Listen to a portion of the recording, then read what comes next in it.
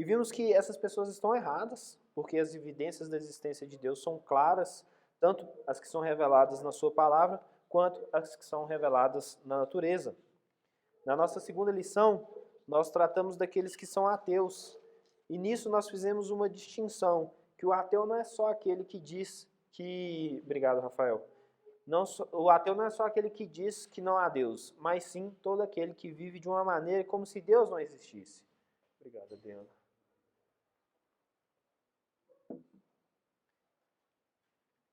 Então, nós vimos essa distinção entre os ateus. E nós denominamos o ateu praticante e o ateu teórico.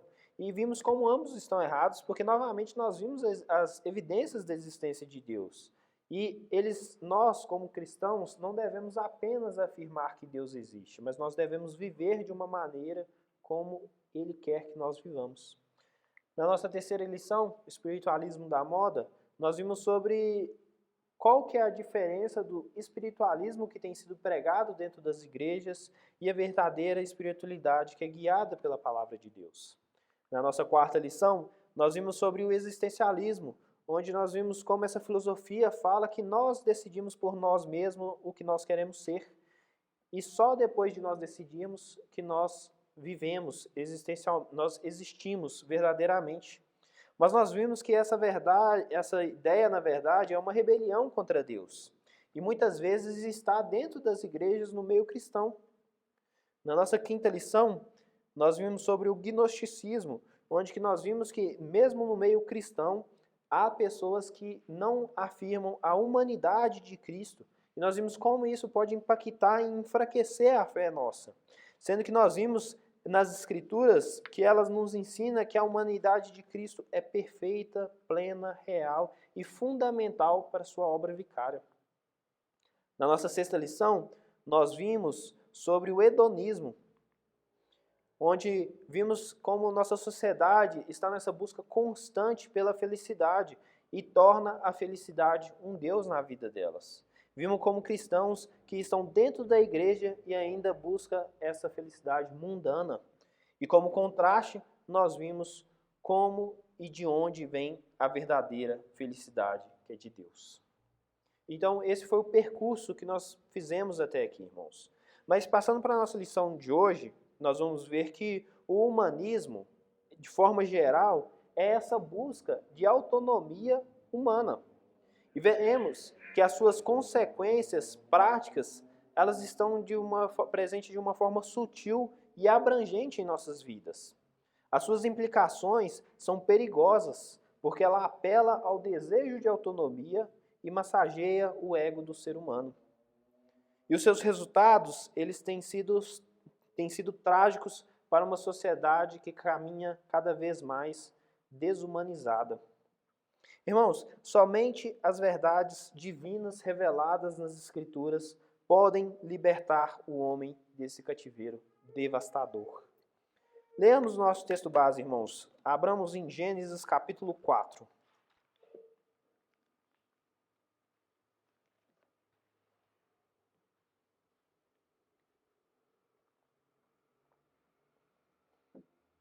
Gênesis capítulo 4, nós leremos do verso 1 ao verso 16.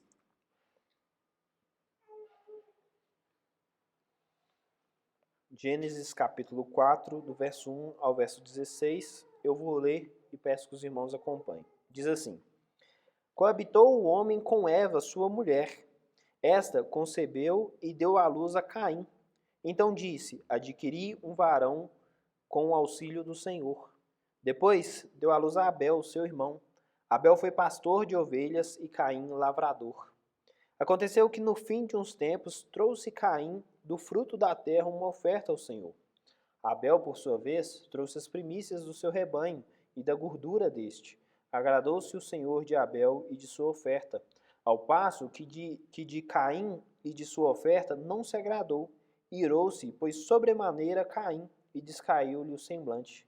Então lhe disse o Senhor: Por que andas irados e por que descaiu o teu semblante? Se procederes bem, não é certo que serás aceito? Se todavia procederes mal, eis que o pecado jaz à porta. O seu desejo será contra ti, mas a ti cumpre dominá-lo. Disse Caim a Abel, seu irmão: Vamos ao campo. Estando eles no campo, sucedeu que se levantou Caim contra Abel, seu irmão, e o matou. Disse o Senhor a Caim: Onde está Abel, teu irmão? Ele respondeu: Não sei. Acaso sou eu tutor de meu irmão? E disse Deus: Que fizestes? A voz do sangue de teu irmão clama da terra a mim. És agora, pois, maldito sobre a terra, cuja boca se abriu para receber de tuas mãos o sangue de teu irmão. Quando lavrares o solo, não te darás ele a sua força. Será fugitivo e errante pela terra. Então disse Caim ao Senhor: É tamanho o meu castigo, que já não posso suportá-lo. Eis que hoje me lances da face da terra, e da tua presença hei de esconder-me. Serei fugitivo e errante pela terra. Quem comigo se encontrar me matará. O Senhor, porém, lhe disse: Assim, qualquer que matar a Caim será vingado 7 vezes. E pôs o Senhor um sinal em Caim, para que não ferisse de morte quem quer que o encontrasse.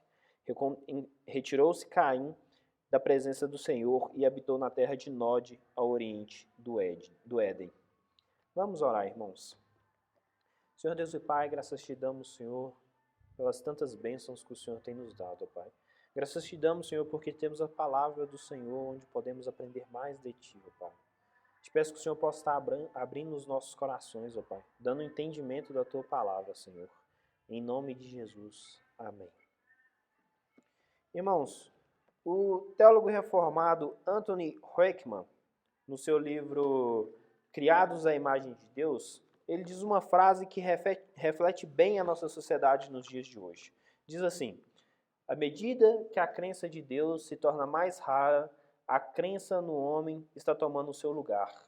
Assim, estamos testemunhando o surgimento de um novo humanismo. Vemos então nos nossos dias de hoje como as pessoas estão cada vez mais afastando de Deus, cada vez mais negando a existência de Deus, ou até mesmo afirmam com a boca que Deus existe, porém vive como ele não existe. E isso é terrivelmente desumano, irmãos. Comecemos então com o nosso primeiro ponto, o humanismo e o sonho autônomo dos nossos primeiros pais. E para esse primeiro ponto, irmãos, eu peço que vocês voltem a sua Bíblia no capítulo 3 de Gênesis, onde nós leremos, para nós podermos ter um entendimento maior desse ponto. Gênesis capítulo 3, novamente eu vou ler, peço que os irmãos acompanhem. Diz assim: Mas a serpente, mais sagaz de que todos os animais selváticos que o Senhor Deus tinha feito, disse à mulher: É assim que Deus disse: Não comereis de toda árvore do jardim? Respondeu a mulher: Do fruto das árvores do jardim podemos comer, mas do fruto da árvore que está no meio do jardim, disse Deus: Dele não comereis, nem tocareis nele, para que não morrais. Então a serpente disse à mulher: É certo que não morrereis, porque Deus sabe que no dia em que dele comerdes, se vos abrirão os olhos, e como Deus sereis conhecedores do bem e do mal. Vendo a mulher que a árvore era boa para se comer, agradável aos olhos, e árvore desejável para dar entendimento, tomou-lhe o fruto e comeu, e deu também ao marido, e ele comeu. Abriram-se então os olhos de ambos, e perceberam que estavam nus. Coseram folhas de figueira e fizeram cintas para si. Quando ouviram a voz do Senhor Deus, que andava no jardim, pela viração do dia, esconderam-se da presença do Senhor Deus, o homem e sua mulher, por entre as árvores do jardim. E chamou o Senhor Deus ao homem e lhe perguntou: Onde estás? Ele respondeu: Ouvi a tua voz no jardim, e porque estava nu, tive medo e me escondi. Perguntou-lhe Deus: Quem te fez saber que estavas nu? Comestes da árvore de que te ordenei que não comesses? Então disse o homem: A mulher que me desses por esposa, ela me deu a árvore e eu comi. Disse o Senhor à mulher: Que é isso que fizestes? Respondeu a mulher: A serpente me enganou e eu comi. Então o Senhor Deus disse à serpente: Visto que isso fizestes, maldita és entre todos os animais domésticos e és entre todos os animais selváticos. Rastejarás sobre o teu ventre e comerás pó todos os dias da tua vida. Porém, inimizade entre ti e a mulher, entre a tua descendência e o seu descendente. Este te ferirá a cabeça e tu lhe ferirás o calcanhar. E a mulher disse, multiplicarei sobremodo os sofrimentos da tua gravidez. Em meio de dores dará à luz filhos. O teu desejo será para o teu marido, e ele te governará. E Adão disse, visto que atendestes à voz da tua mulher e comestes da árvore que eu te ordenara não comesses, maldita é a terra por tua causa. Em fadiga obterás dela o sustento durante os dias da tua vida. Ela produzirá também cardos e abrolhos, e tu comerás as ervas do campo. No suor do teu rosto, o teu pão, até que no suor do teu rosto comerás o teu pão, até que tornes a terra, pois dela foste formados, porque tu és pó, e ao pó tornarás. E deu ao homem o nome de Eva, sua mulher, por ser mãe de todos os seres humanos. Fez o Senhor Deus vestimenta de pele para Adão e sua mulher, e os vestiu. Então disse o Senhor Deus, eis que o homem se tornou como um de nós, conhecedores do bem e do mal. Desculpe, irmãos. Então disse o Senhor Deus, eis que o homem se tornou como um de nós, conhecedor do bem e do mal.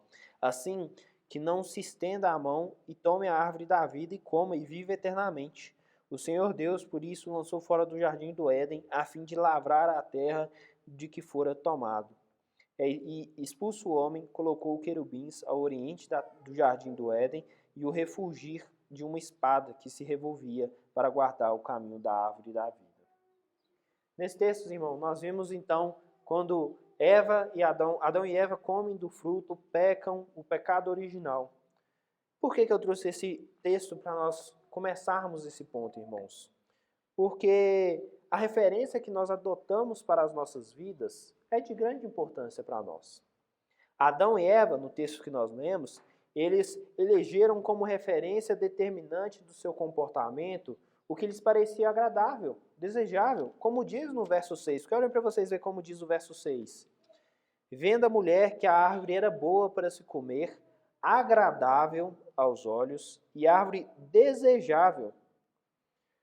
Então eles pegaram o que eles idealizaram para si e fizeram. Eles desejaram autonomia, bastar a si mesmo, ter conhecimento de Deus ao seu próprio modo, ser iguais a Deus.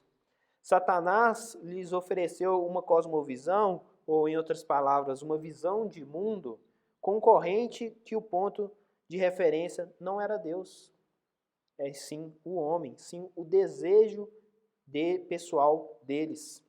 Eles não entenderam, Adão e Eva, nessa questão, que independência era morte. Vemos mais uma vez um indício desse comportamento em Caim no nosso texto base. Quando Deus pergunta, onde está Abel? No verso...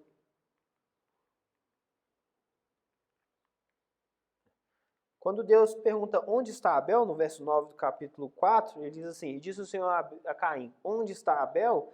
Deus não pergunta para saber algo que ele não sabia, mas para que nós, de modo geral, e aqui no texto Caim, reconhecesse, ele saísse do seu esconderijo e reconhecesse e se colocasse diante de Deus, demonstrando de forma reflexiva a condição dele. Quando Deus lhe pergunta sobre o paradeiro de Abel, Caim responde com outra pergunta de forma evasiva e autodenunciante. Não sei. Acaso sou eu o tutor de meu irmão? Caim dá uma resposta agressiva, que revela aspectos da sua própria culpa e também de uma postura de autorreferência da realidade. O pecado, irmãos, ele passa a caracterizar o homem e a cultura que ele forma. Historicamente, o humanismo e o egocentrismo sempre caracterizam o homem sem Deus. Mesmo entre os crentes sinceros, há uma luta constante resultante da tensão existente em nós como santos que nós somos, separados em Cristo e pecadores com a inclinação do nosso coração. O pastor falou muito bem isso na liturgia. O pecado já não é mais o nosso Senhor. Contudo, ele ainda habita em nós, exercendo por vezes profunda influência, como diz Paulo. Abramos nossa Bíblia em Romanos capítulo 6.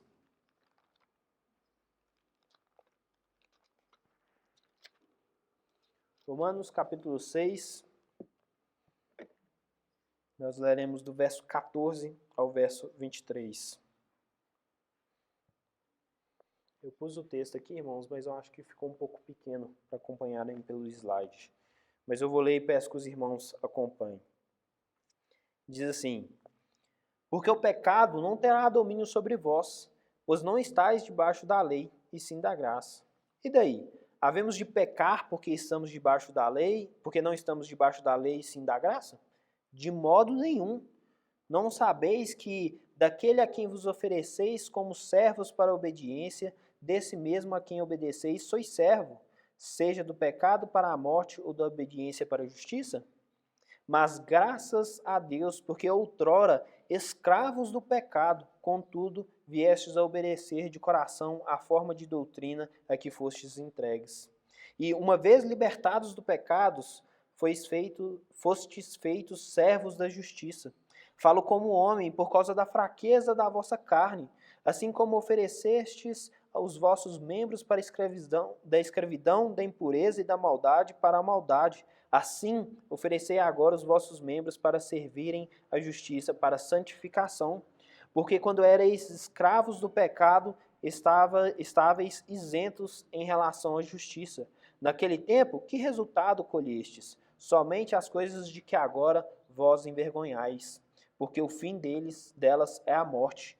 Agora, porém, libertados do pecado, transformados em servos de Deus, tendo o vosso fruto para a santificação e, por fim, a vida eterna. Porque o salário do pecado é a morte, mas o dom gratuito de Deus é a vida eterna em Cristo Jesus, nosso Senhor. Irmãos, o que aconteceu no Éden e depois com Caim e Abel não foi uma simples atitude de desobediência religiosa, mas um ato de rebeldia e busca por autonomia. Nós devemos lembrar constantemente que a nossa luta não acaba quando Deus converte os nossos corações, mas ela continua em nós. Embora o pecado não seja mais o nosso Senhor, como era quando Deus ainda não tinha nos chamado, o pecado ainda está presente em forma de tentação. Nós devemos sempre ter em mente essa luta constante, irmãos. Mas passamos agora para o nosso segundo ponto, o homem desconhecido. Para começarmos esse ponto, irmãos, eu trouxe duas perguntas para a gente refletirmos um pouco mais sobre elas. A primeira sendo: você é capaz de afirmar que você conhece a si mesmo plenamente?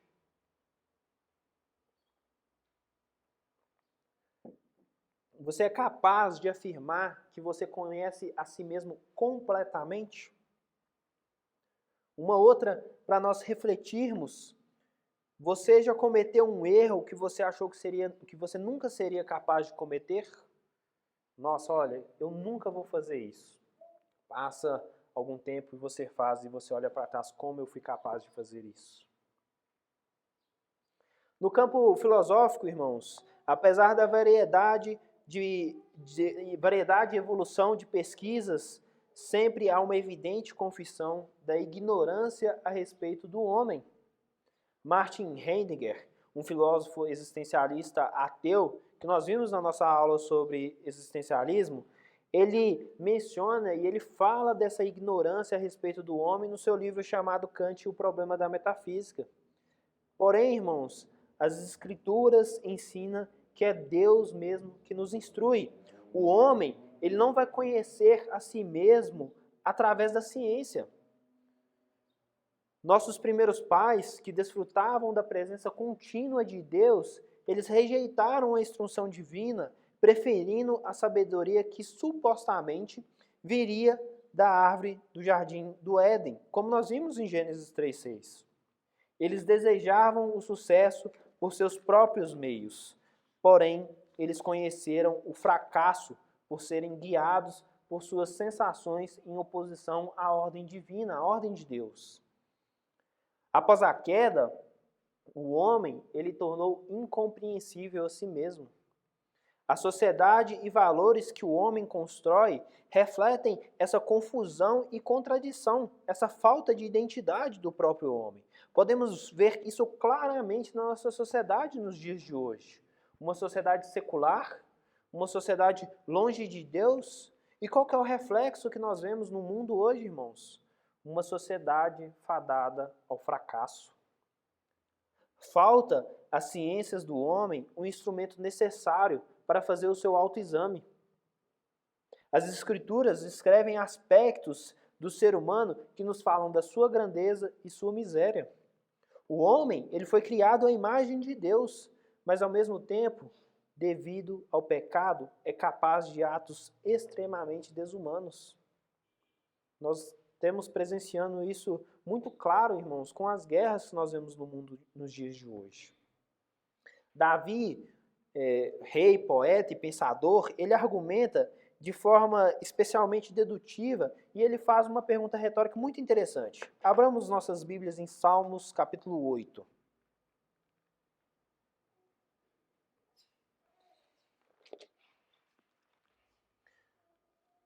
Salmos, capítulo 8, nós leremos o verso 3 e 4.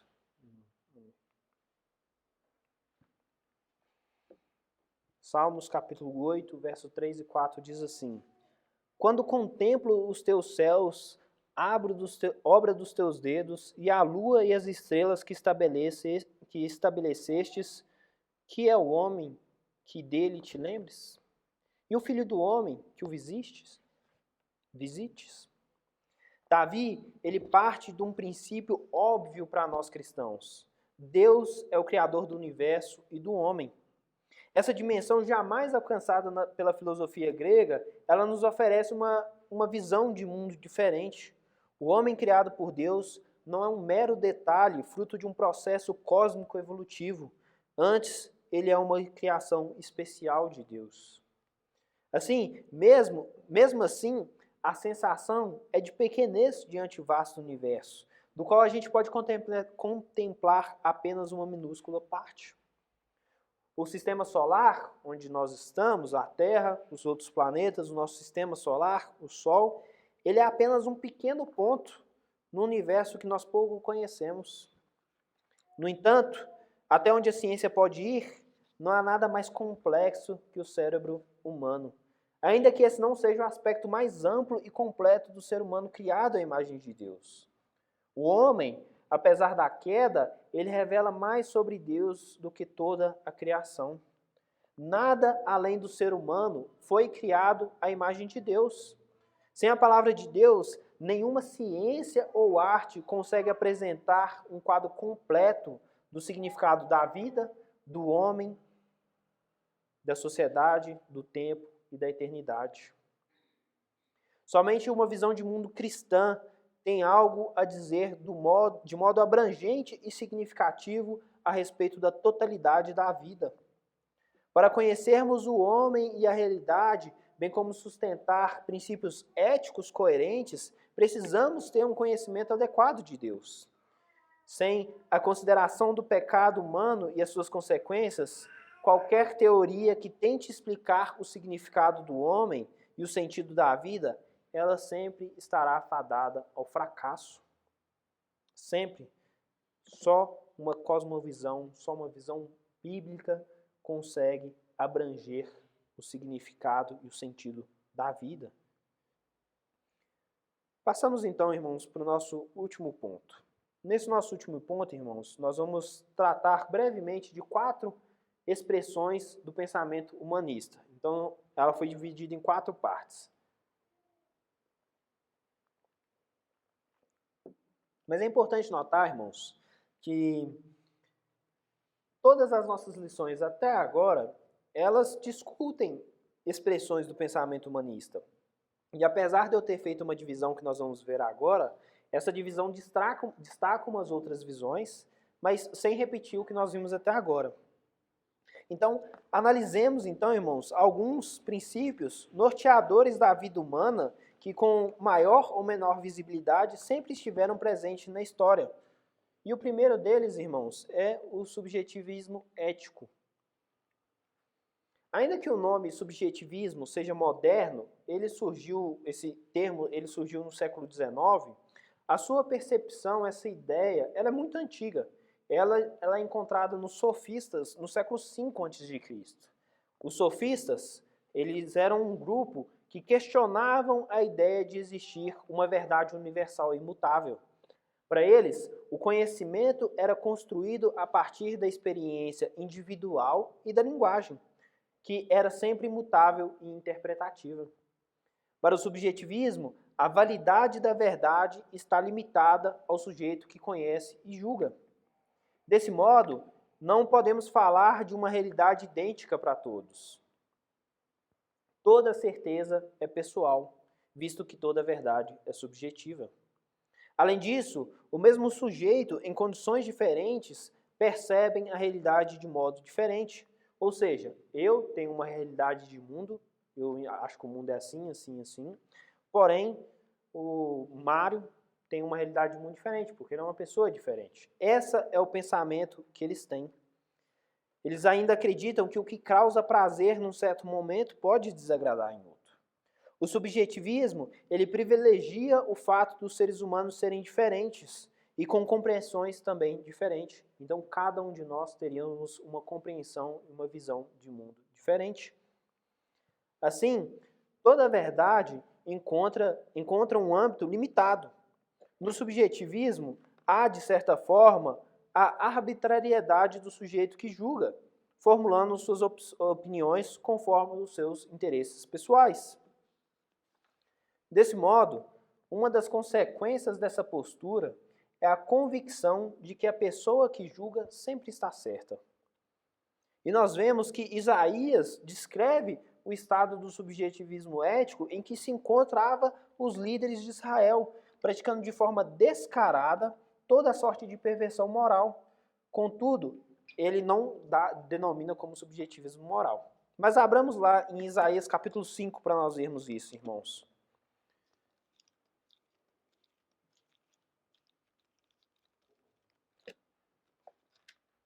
Isaías capítulo 5. Nós veremos do verso 18 ao verso 23. Diz assim, Isaías capítulo 5, do verso 18 ao verso 23. Ai dos que puxam para si a iniquidade com cordas de injustiça e o pecado, como com tirantes de carro. E dizem, apressem-se, Deus, leve a cabo a sua obra, para que a vejamos. Aproxime-se, manifeste-se o conselho do Santo de Israel, para que o conheçamos. Ai dos que ao mal chamam bem e ao bem mal, que fazem da escuridão luz e da luz escuridão. Põe o amargo por doce e o doce por amargo. Ai dos que são sábios a seus próprios olhos e prudentes ao seu próprio conceito.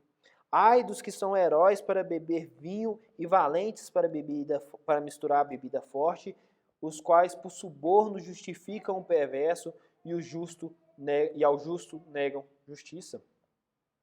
Irmãos, como ao nós lermos esse texto, nós não conseguimos relacionar a nossa sociedade nos dias de hoje.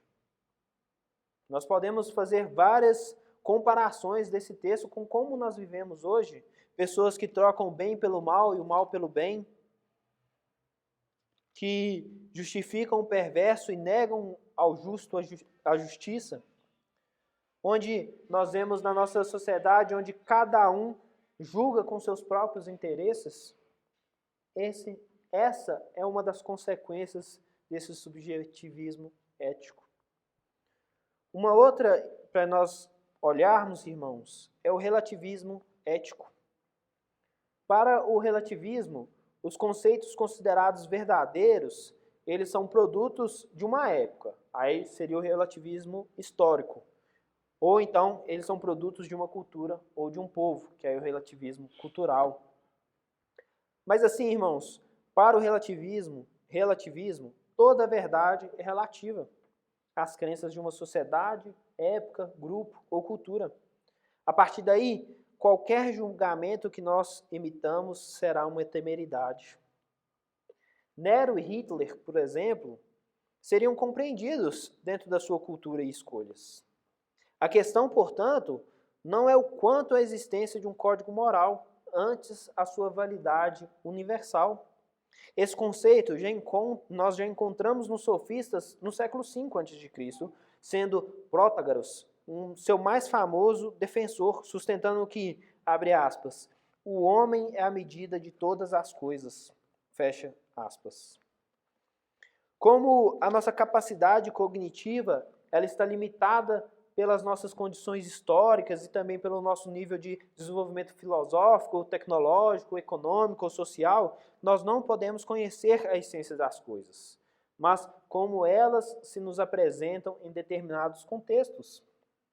Logo, não há um padrão ético universal. Desse modo, qualquer juízo de valor baseia-se na própria moral. Então não há nem verdade e nem erro. Apenas podemos dizer que o sistema é adequado ou não ao nosso contexto.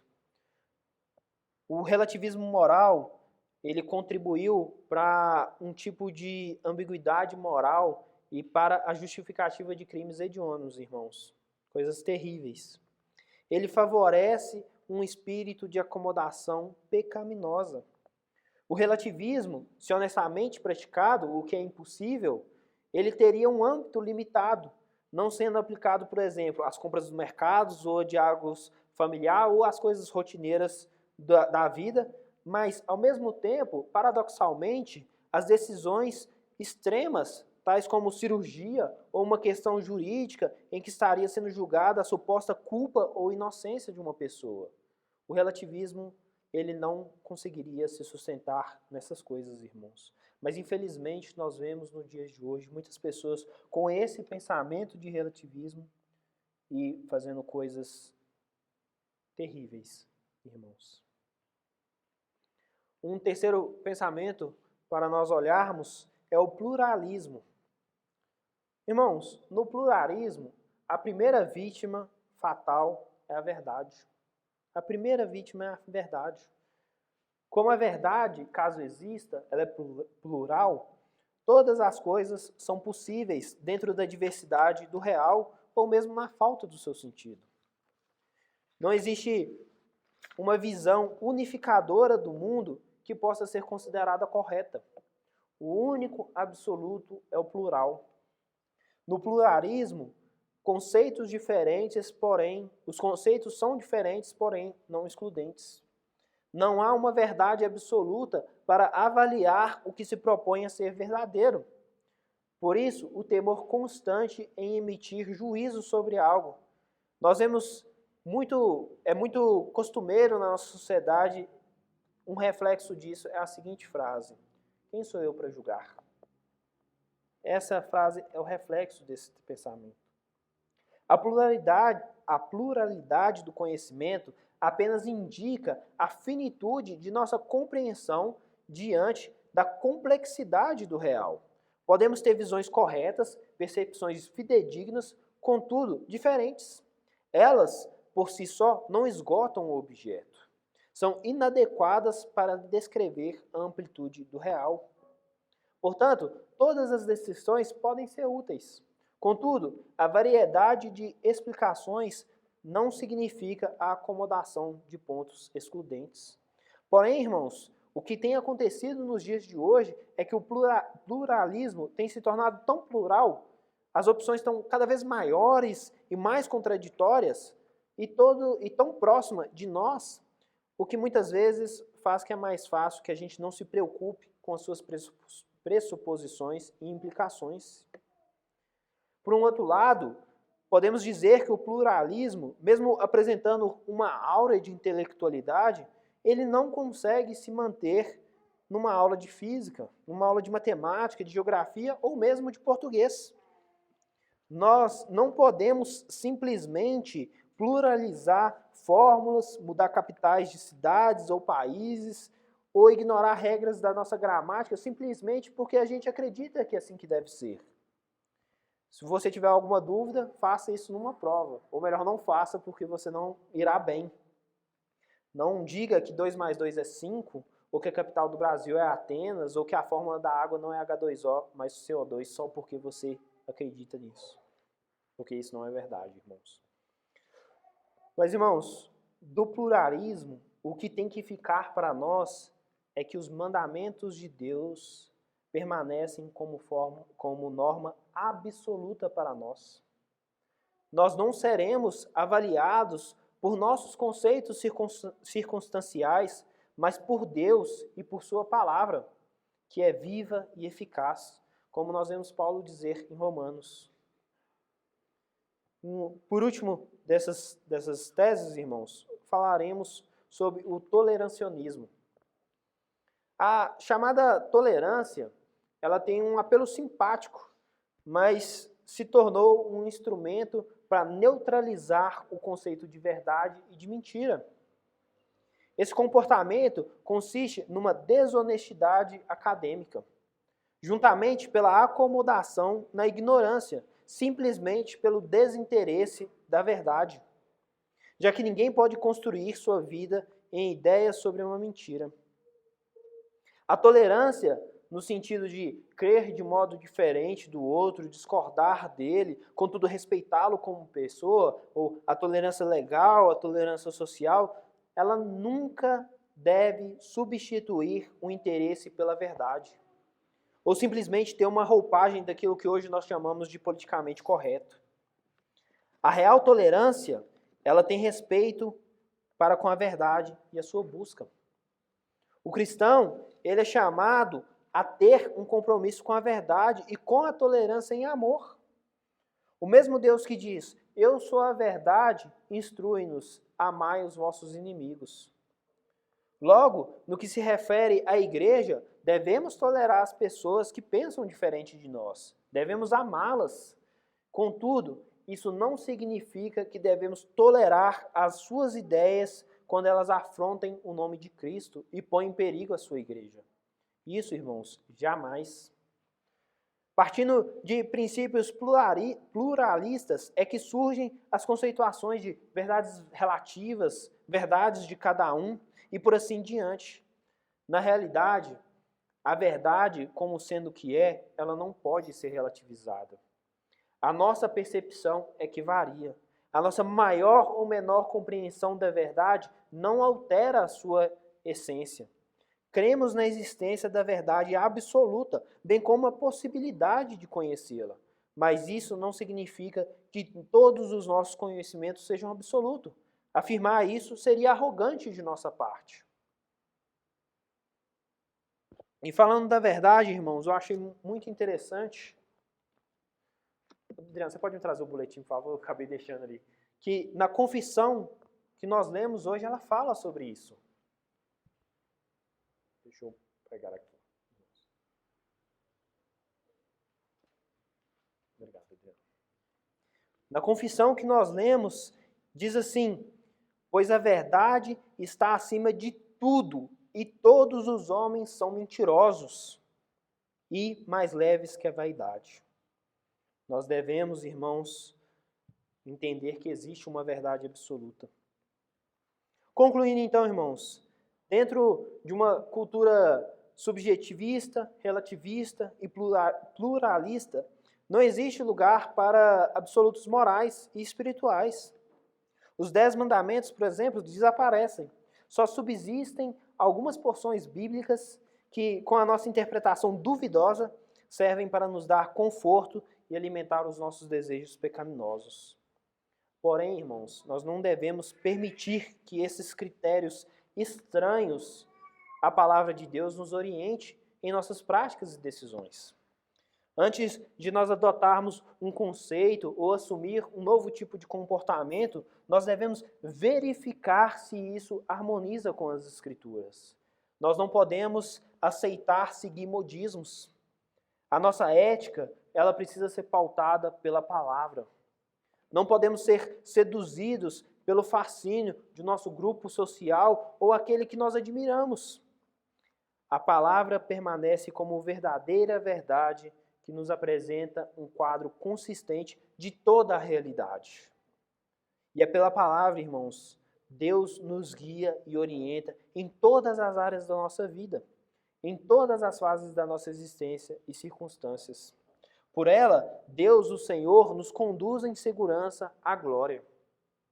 Para encerrar nossa lição, irmãos, convido-os a abrirem suas Bíblias em Salmos, capítulo 73.